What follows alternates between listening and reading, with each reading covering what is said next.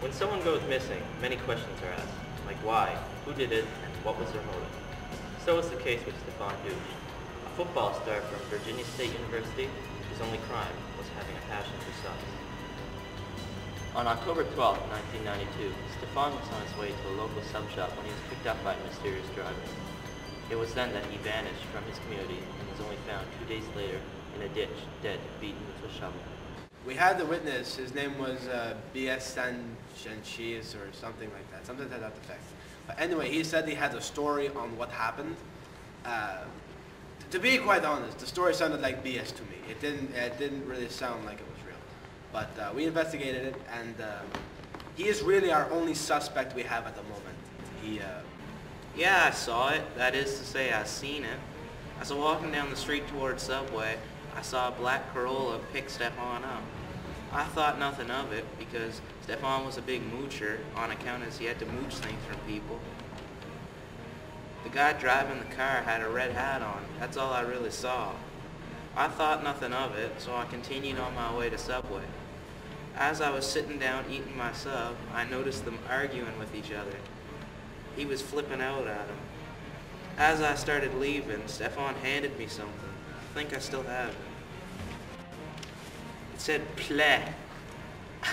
I have no clue what "play" means. I don't speak German. When I went outside to have a smoke, I noticed the funny-looking character chasing Stephan. I didn't know what to think of it, and I saw him throw him in the car. So I just picked up his clothes that were left behind and left. We had closed the case as an accidental death until about 10 days later when we discovered that Douche had his hands bound. Then we thought, why would he bind his hands before he went to jump off the cliff? So we think maybe it was possible that it was, we're pretty sure that it was a murder at that point, and we started to investigate. We got back to the crime scene, and it was apparent that there was a scuffle, and there was, Douche was bound with his hands to his hands, and that he was thrown out of the car. And the murderer came around and had a weapon that we do not know what it is.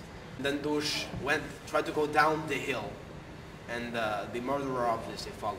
And there was some running, and then there was a scuffle. And to this point, we do not know what the cause of death was. We have found that his skull was smashed in, and we think that that might have been it. We're not sure, so do not quote us on that because we're just not sure. But there is a fairly good chance that that would be the reason.